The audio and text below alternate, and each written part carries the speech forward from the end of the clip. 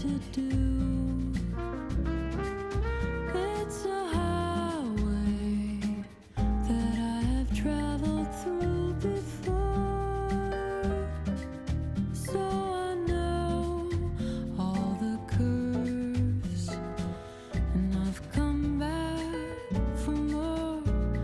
I'm alive again. I can wake up and sing. Nothing bores me now. I enjoy everything. Here I go again, the way that I always do. I'm in love again, all over again with you.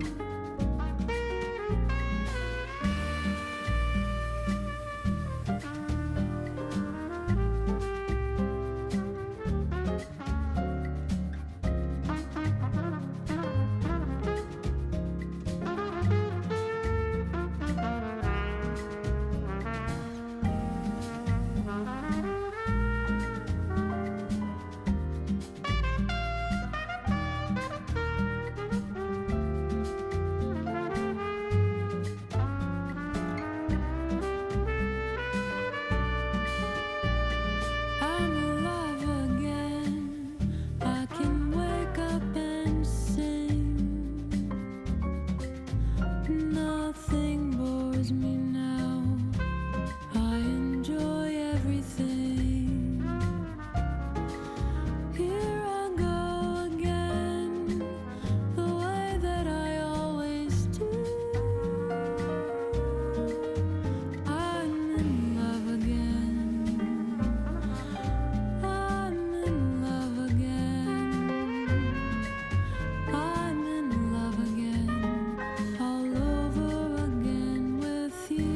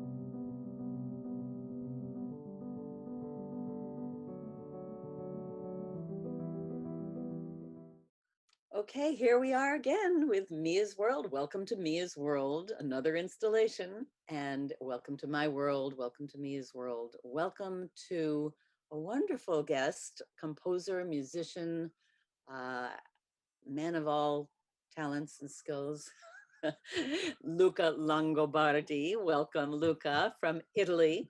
Coming, Ciao. ciao, coming to us from Rome, I believe, right? Yeah, right. From his working studio. You can see his piano in the background. And I'm so happy to have you. Luca is the composer behind the current, I don't know, immersive show, Immersive Van Gogh in New York and many other cities. Yeah. So we're going to talk a lot about his music and hear his music. And thank you to Jade Zarich, my engineer. And first of all, it is December. It happens to be 60 degrees in New York right now, but this is how we are with global warming, I guess. I don't know. So before we interview Luca and hear his gorgeous music, a few facts and trivial data from the world of December 8th. So here we are. A few birthdays for December 8th, 65 BC, Roman Republican poet Horace. In 1886, December 8th was the birthday of Diego Rivera, Mexican painter. 1915 was American screenwriter Ernest Lehman, who wrote North by Northwest, famous Alfred Hitchcock movie. 1925, December 8th, was Sammy Davis Jr., American vaudeville stage and screen singer. Jim Morrison, American singer-songwriter, December 8th, 1943. And Terry Hatcher, the actress you might remember from Lois and Clark and a few Seinfeld episodes, December 8th, 1964. And Trinidadian American rapper and singer Nicki Minaj, December 8th, 1982. December 8th in history, 1960, the musical Peter Pan starring Mary Martin was broadcast on NBC as a special event. In 1609, the Biblioteca Ambrosiana in Milan opened its reading room, the second public library in Europe. In 1909, the Bird Banding Society was found, December 8th. And December 8th, 1952 was the first TV acknowledgement of pregnancy on I Love Lucy. December 8th holidays, National Brownie Day, National Christmas Day, National Lard Day, Pretend to be a Time Traveler Day, and Take It in the Ear Day, which is ironic since we're talking about Van Gogh. Now we're doing our weekly Wrap Up the News in Rhyme, which I've been doing for many years on Mia's World.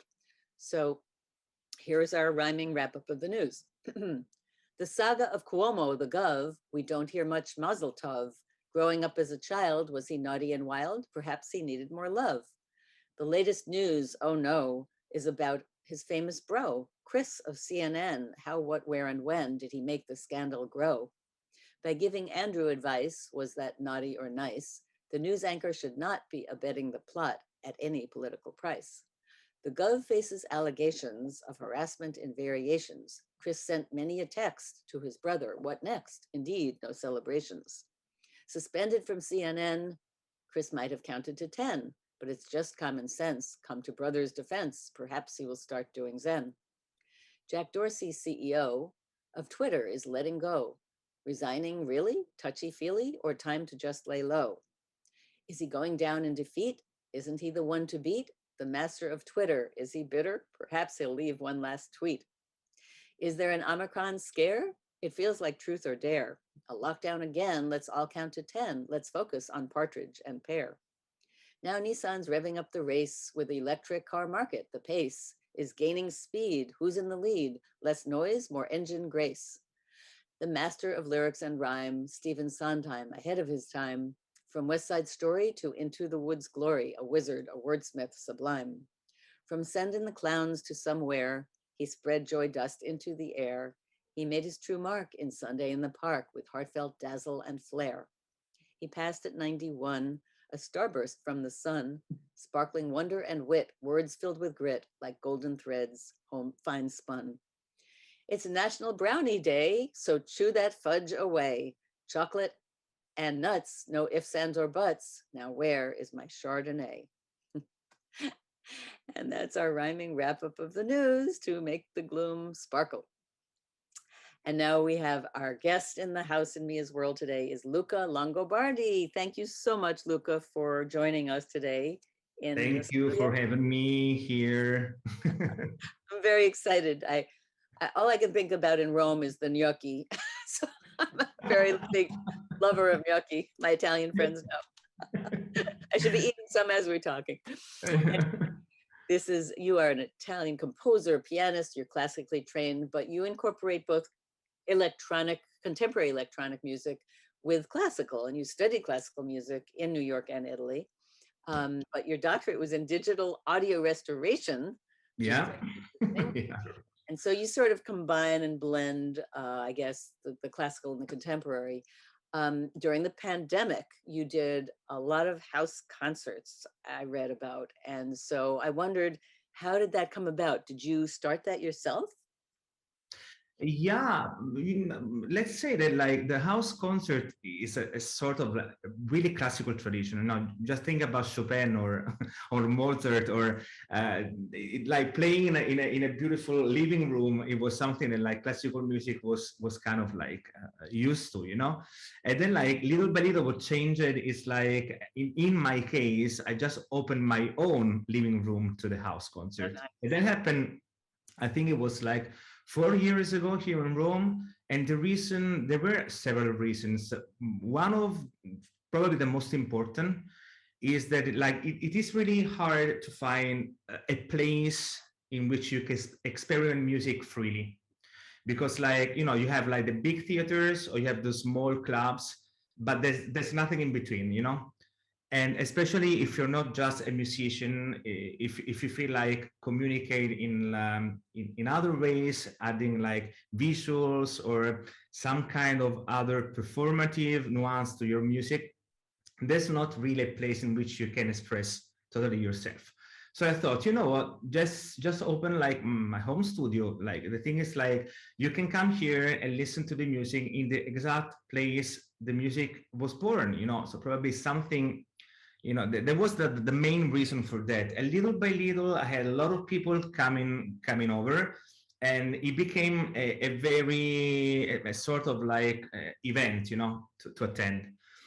And when we experimented the first lockdown, I thought that probably reaching the people who I love and that they love me uh, could be like something that could help all of us, to go through that weird moment. So I just opened this like virtual window, on my music, and I played for like 2 weeks every day, for like about 30, 45 minutes. It was just improvising, playing like my tunes. And there was actually helped me a lot, to stay in touch with people. But at a certain time, I felt that I had to stop because I had to face the fact that we were like in a lockdown, we were like in full pandemic Right. time, and I had to take some time, to metabolize this thing. So after 15 days, I was like, okay, guys, I'm gonna play once in a week, but right now I just need the time, to Yes. figure out what's going on. This is Well, like the thing. and well, that was a beautiful thing that you did. In fact, in America, Italy stood out as one of the most incredible countries to start doing wonderful, exceptional, personal things, people on balconies singing and playing. And it just really illustrated how music can really make such a difference in people's lives. Before we continue, I forgot to say what we played at the beginning. The first video that you saw was Alexia Bontempo, singer, singing I'm in Love Again, Peggy Lee tune, beautiful Brazilian singer. And then we heard two excerpts of Luca Longobardi's music. One was Bloom from the album Plume, and the second was Rue des Enfants from an immersive show with Italo Calvino. Beautiful, beautiful little excerpts there.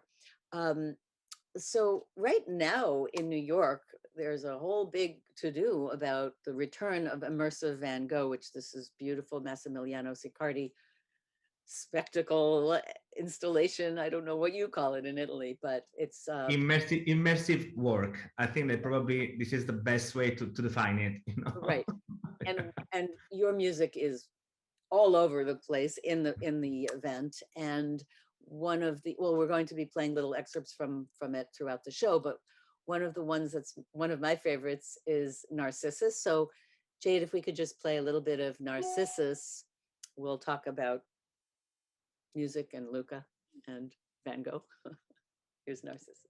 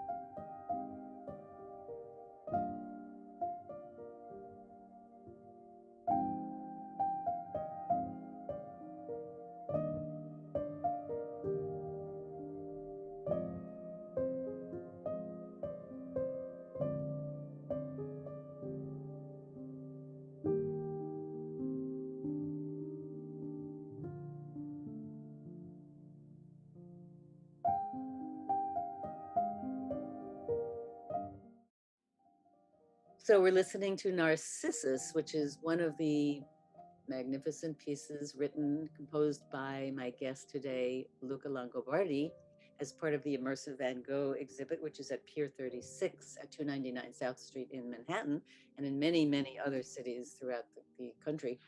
Um, so, Luca, first of all, let's go backwards in time to your childhood, which was growing up in Italy, right? Were you Yeah, from a yeah. small town?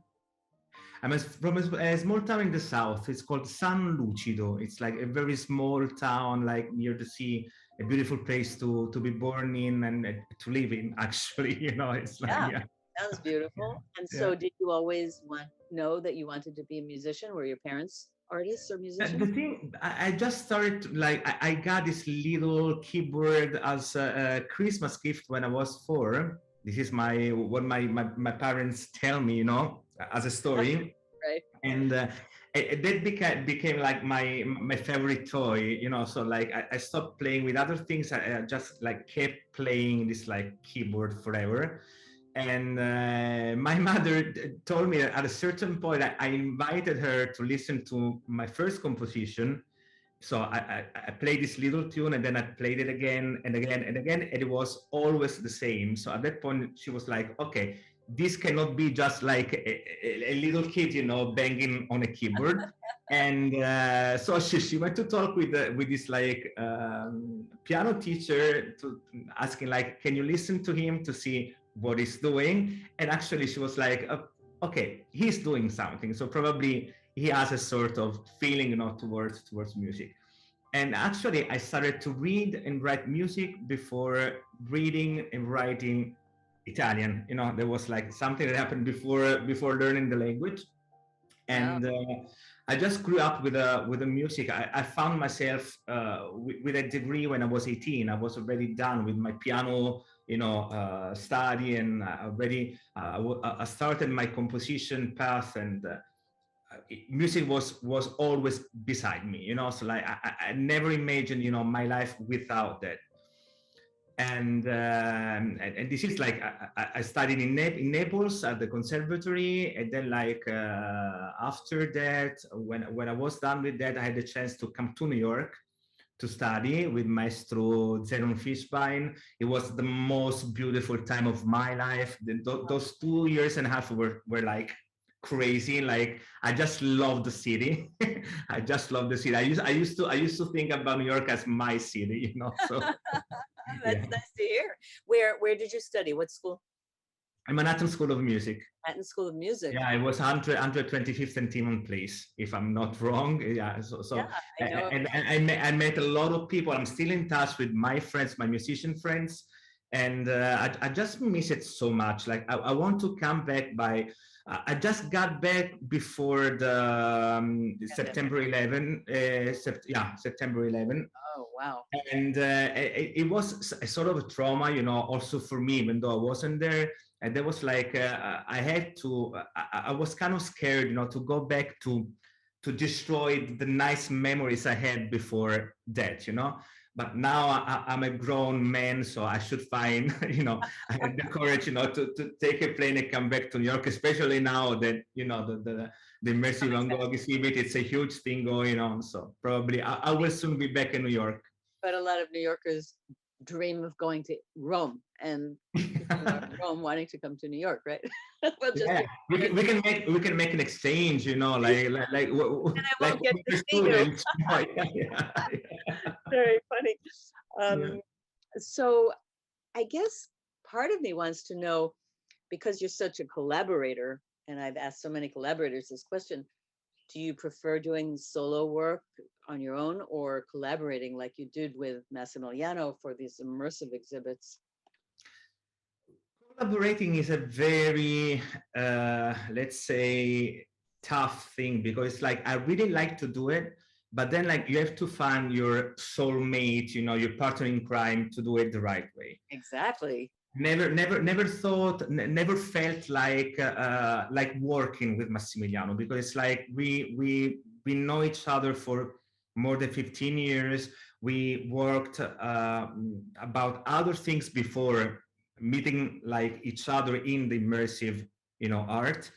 and we really get along. The thing is, like, it's really like cool the way we think about things, because it's like uh, it is kind of the same mind, you know. For instance, like what it happens with immersive shows, usually it's like he has an idea, we pick up it, he picks up a topic, and we know that we start to work on Van Gogh. Okay, so I start to make my research, he does his, and at a certain point we get in touch face to face to talk about it.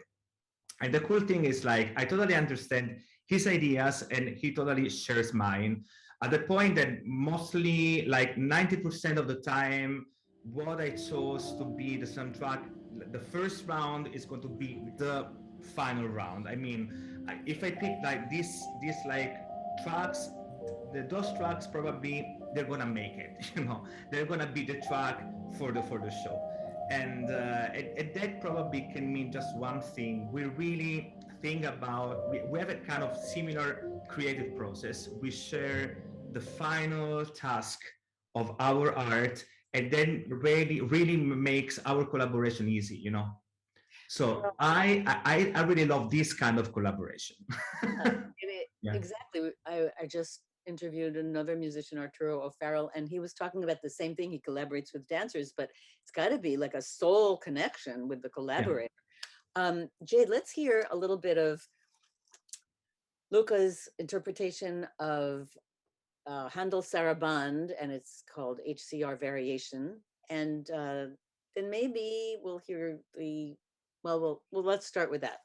So that's the HCR Variation on Handel's Saraband.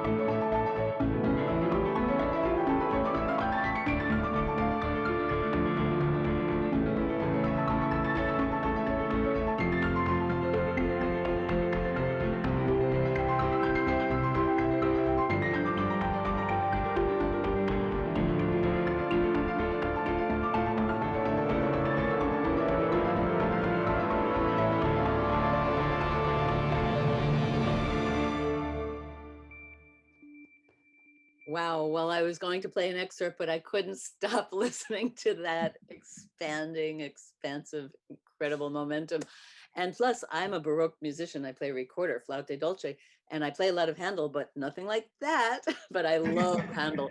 So was that because you use a lot of synthesizer and oh, tape recorders, pedals? Was that piano and synthesizer? Yes. There Oh, was actually there was a piano. It was like a grand piano plus a couple of synthesizers. There was a Prophet 6 and a Moog, and also there's a mellotron. The mellotron does all the strings thing. And you know, like the cool thing about this particular track is probably the point where we start from, because like, you know, Corelli La Pazzia, you know, there's like in the Baroque age there was this area with a particular chord progression that is called La Pazzia, but the Handel Saraband sounds like a pazzia, but it's never been declared as one of those. But talking about pazzia, about craziness in a context in which we were talking about Vincent van Gogh, was probably something that we have to do. And I thought that probably doing it in this like subtle way could be the best way. So I took the Handel Saraband, I wrote variations. It means we can take what we start from and go to another place. And actually, it's not to say we're crazy. The thing is like, that's what we are right now. We can go wherever we want. And this is like the meaning, like the meaning, like be like, let's say within this track, you know. so how, for people who haven't seen Immersive Van Gogh, you are basically surrounded by Van Gogh and by music. So you've got sound, soundscapes, images.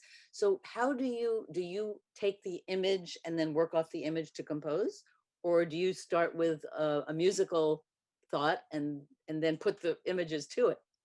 Yeah, yeah. It's crazy. Let's say it is a very complex and articulated, you know, process, because like as I was saying before, we start to think about the topic with Massimiliano in separate rooms, let's say like that. Uh-huh. Okay. Uh-huh. And then we met and we start to talk about a script, about a storyboard.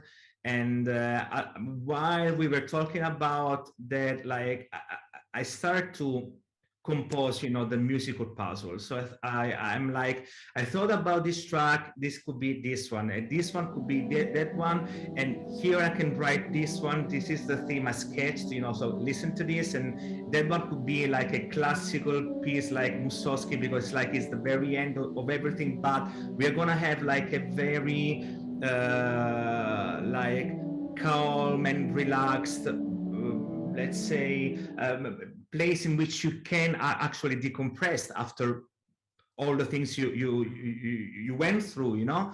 Yeah. And so let's say that the music is like is born together with the script, together with the storyboard, but then like probably it's the first thing that is being made Yeah. from the show.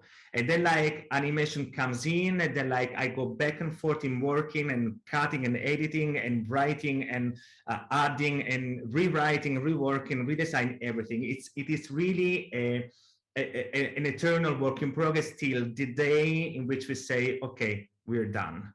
We feel we are done. Wow. Because what if you choose a piece and the designer or the creator that you're working with doesn't agree? Then what? What happens? Usually, as I was saying before, it's really rare with Massimiliano. Yeah. He really trusts me, and because like, you know, like what I do is not in okay, facing an immersive show is not just making research, making historical research. Like the background you have to do is not just historical. The background you have to do is emotional. Yes, yes. And then you have to, this is the kind of thing, that's why we, like for instance, Edith Piaf singing Je ne regrette rien, it is so strong. If you think like about that text in a context with Van Gogh, you know. Yeah, yeah. It is a beautiful song, but in that precise moment with the sun that goes, you know, rises, from left to right. It's such a powerful thing, and this is something that can really create a collective memory. There's Yeah. something that everyone is gonna share. If there was an Instagram, people probably like will talk about that scene, the precise moment, because it is really strong. And of course, I thought about that. Of course, we did think about that.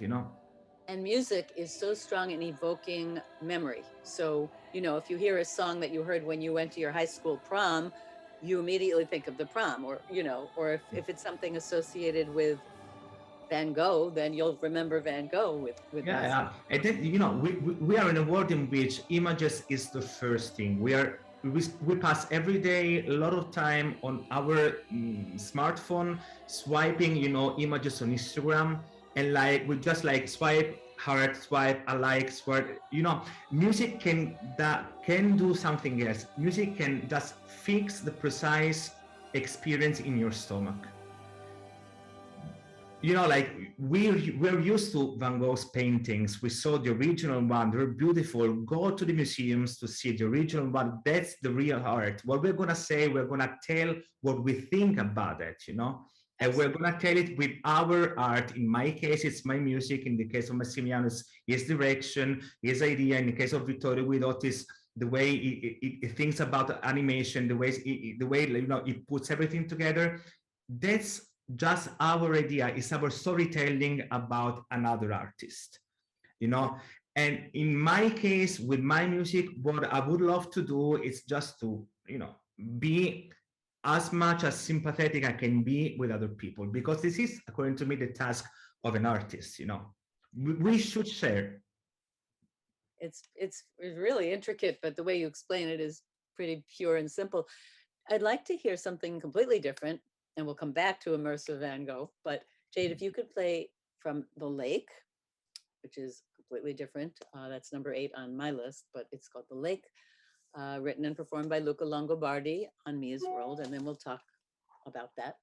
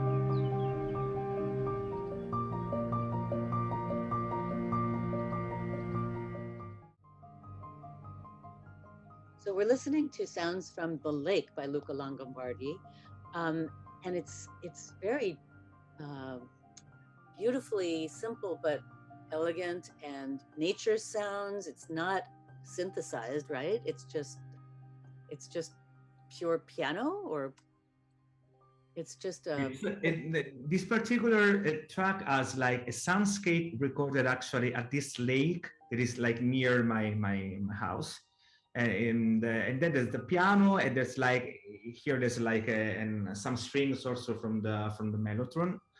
And it was like this is part of an EP with 3 tracks, and all of them are soundscapes. All of them have soundscape recorded with my iPhone. It was three particular moments, you know. Uh, a Sleepless Night, for instance, that is part of the P, was recorded in a city near Assisi, uh, and it was a very hot night. I couldn't sleep. It was too hot. It was like mid of August, you know. And at a certain point, I was listening to this like water that it was an automatic system, you know, that was like just watering the fields, you know, and this like dog, and I just put my iPhone out of my of my my pocket and recorded it. I needed to fix the precise moment, you know. Yes, yes. And with the lake, it was the same thing. It was like this particular lake near the house here. Then like it wasn't meant to be. Like they were building a mall in this place, and when they were like digging the floor, you know, to put a foundation, this water just popped up and like made an actual lake, and like they stopped to build the mall and the lake is still there, and that was such a powerful thing from the nature, you know, that it was like I had to do something. So I went there, I recorded the soundscape, and I needed to write a piano piece that could tell how beautiful was what I was experiencing, you know. And the power of nature and randomness, and that Yeah, just happened yeah, and stopped the industrial stuff from happening, right? yeah, And, yeah, and that you went to record it is fantastic too. yeah. That shows the soul of the artist. Got to get out there and seize the moment of the nature. That's so gorgeous. Let's hear a little bit, Jade, of XYZ. I love that. When we were little, we used to have this funny expression when we were kids to get into a cold lake. We would, just to get in, we would say 1, 2, 3, XYZ, ZYX 3, 2, 1. Then we'd have to plunge into it. I'm totally intrigued. So play a little bit, please, Jade, of XYZ.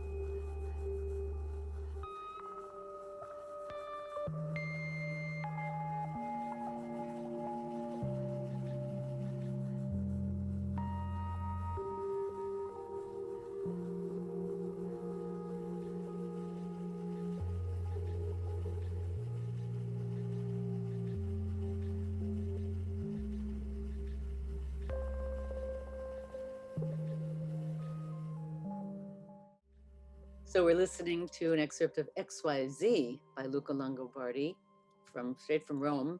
Luca's joining me as world. So what is the intrigue about electronic and electronic music for you? It's very ethereal. This piece is ethereal and very emotional, but completely different from the Baroque or classical.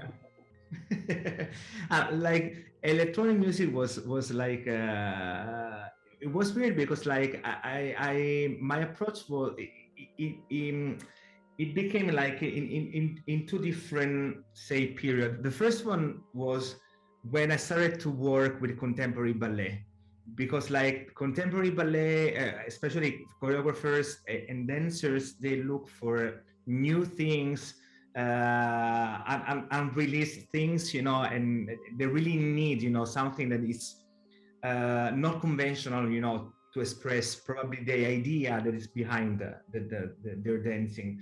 And working with as a rehearsal pianist in theaters for many years, I used to play Tchaikovsky and Giselle and all Prokofiev, but at the same time, I went in touch with like beautiful production, contemporary production. At that point, like I started to listen, to search for new music, and what I was searching for, it really started to resonate with me. So I was like, okay, let's start to experiment on this side. And then, like after that, I did my PhD in digital audio restoration. That means to take an old recordings, make research about it, and decides what you have to keep and what you have to get rid of. What is noise, what is historical noise, what is part of the recording, what is just because it's an old recording. And the material you get from there, it's so interesting. All the little glitches, so the little pops, so the little crackles, and that is part of something that I really started to be part of my production. For instance, XYZ, the thing you hear at the very beginning, it's a pencil on a paper that is recording on a very weird looper, because like it's a generative looper. And then like this is just one instrument that play a generative sequence. And the main thing is like, let's see what just one instrument can do, what one sound design can do. And for instance, like if you're a pianist, you know that you have your instrument in front of you, but like it has to be the same instrument that sounds different when you play Bach, when you play Debussy, when you play Ligeti, because like even though it is the same instrument, so you really have to have a wide idea of what colors can you take out from that instrument. Same with electronic music, with the difference that you design the sound.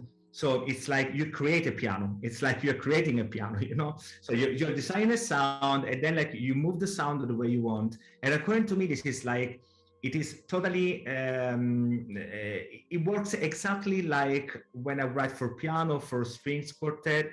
And it is the same for me. Like whatever it comes into my mind, I do the best to make it like sound outside my mind the way it resonates here. Are there certain composers that really resonate with you in terms of I know some of it is a little bit Philip Glass for me, but I don't know a lot of contemporary composers. So are there some that are particularly influential towards you? Of course, there are like, especially like two or three of them are according to me. I hope their name will stay in the book of musical history forever, like Beethoven, like Rachmaninoff. Arvo Part, for instance, Alva Noto, or Murkov. Murkov is an amazing musician from Mexico, and they have something special for me. And I say that when when you study music, when you start to study music when you're 4, and when you live with music at least 12 hours a day, you reach a point in which you can predict music. What that chord can bring there, or that instrument can call another one, and this one. So what I really like is something that can surprise me, Yeah. or something that I don't totally understand. Something that every time I listen to sounds new and different, And like these three musicians, for instance, these three artists do this kind of effect on me. Surprise element, right? Yeah. Not typical Yeah. traditional. Let's go back to something more traditional, which is more Yeah. like Bach, and it's your recomposed version of the Bach Cello Suite Number 1 in G major. So let's hear a little bit of that, which is part of the immersive Van Gogh, a little bit more accessible to some people.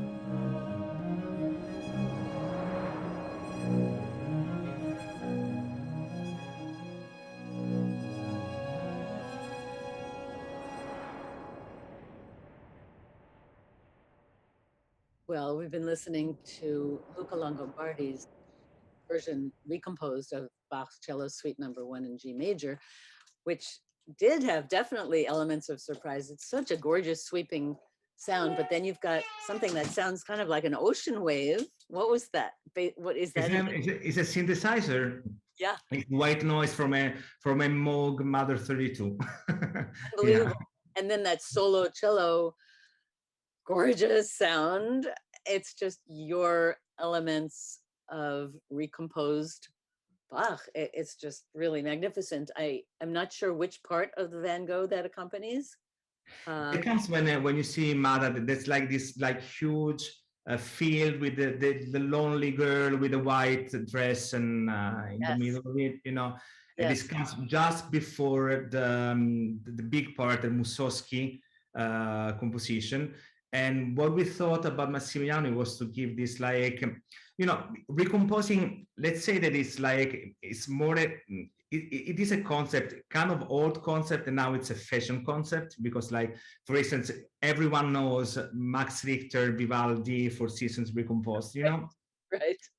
recomposing it means you can take some elements and play with it, or you can just like absorb this element and make it go in a different way. For instance, in this case, it is Bach, it's not me, you know, like the notes are the original one, but the thing is like I did something like Gounod, Charles Gounod did with the other prelude, the C major from the piano well-tempered clavier collection. Gounod just took the prelude and he wrote an Ave Maria on it. He added a voice, you know, singing an Ave Maria on it. In this case, we need some like something that was it's not religious, not really religious, but kind of like, you know, a sacral thing. So at that point, like I was like, okay, let's have this kind of prayer, you know, let's make it sound like a prayer, a natural prayer. That's why this is the concept behind this kind of operation, or this kind of like process, you know. It's beautiful. The I did read that you also love two particular paintings of Van Gogh. One is the bedroom in Arles, and one is the cafe terrace at night. One is much more solitudinal, and one is more represents the bustling city urban kind of scene. So, are you partial to more solitude or more activity, or? Both, both. According to me, balance is the secret. Like it doesn't matter how you reach it, you know. Like if you have to really touch the extremes, you know. But if we just focus on one thing, we will lose a lot of things. And life is short and full of cool things. So just like change streets, change things. Try to be as much as you can, and sometimes we have to, you know, fall down to understand like that we did something cool. So for me, like the best thing is like trying to follow what I feel, and try to feel this experience, you know, every time a good one for my growth, you know. And speaking of feelings, do you feel better composing or creating at one part of the day or night and in one particular location, like in your studio or in a cafe or at home? Yeah, let's say that my studio is the privileged, you know, place, because like I have all my instruments. I used to think about my instruments like Pokemon, you know, the little things. Like I get like I choose you and I start to do things, you know. And sometimes I just need to take I'm like in lately I bought a lot of very portable instruments, small instruments that can fit in a bag, because I really like to take this bag and go outside near the lake in the Nature. nature, you know, and just like have my headphones. Sometimes just like have this tiny speaker, you know, to blend what I'm writing with the nature. That's why sometimes you hear a lot of soundscape in my composition, because they're part of the score. You know, they're not just randomly there. They're part of the Right, score. right. Yeah. I love the soundscapes and nature. It's just, it feels very visceral and very intuitive and very real and just emotional too. Um, Mm. we're almost out of time, but I wanted to close the show with something called paralleli. And I believe, what does that mean? Does it mean parallel? Parallel. It's like two lines that will never meet. Parallel lines, right? Yeah, yeah. Um, because I believe in the video, which we do not have, but in the video there was something that looked like when the buildings line up and you see the sun in between the buildings. That in Manhattan, it's called Manhattan Henge. I don't know what we call it in Italy, but but there's that's a natural occurrence that happens only a few times a year. Yeah. So it's sort of lined up with parallel lines away, the buildings and all. And that Yeah. was that for a film? No, actually, no. Paralleli is part of the same album with Bloom. The album is called Plume, Film. and it was a very particular album because like it was really born in my heart because something really bad happened. Like we lost like a very near person in an accident, a very young person, and this thing really like made me think about a lot of things, and I felt like I needed to write something to get rid of all the things I was going through. And Bloom, Paralleli, 11 Lives are all part of this journey that I helped me to get out, you know, of that like mood. And the guy who did the video for Paralleli is Arash. Arash is one of the most amazing animator artists and actually collaborated to a lot of animation also in our immersive shows. And like at a certain point, it was like I want to do the video for this song, but it was like do it, you know, like and it's one of the most amazing thing ever. Like his way of conceiving, you know, the images behind the music was so perfect that the video is a masterpiece. Well, He's a maybe great artist.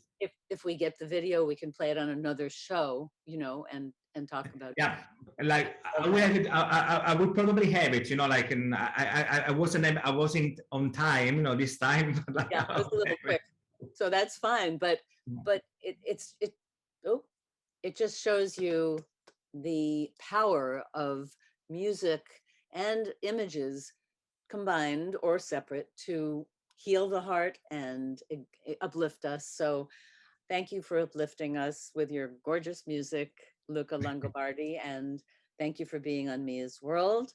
Thank you for Immersive Van Gogh and many, many, many other things. And we're going to go out of the show with Paralleli by Luca Longobardi. So thank you so much for listening to Mia's World, and thank thank you, you, Luca. Mia.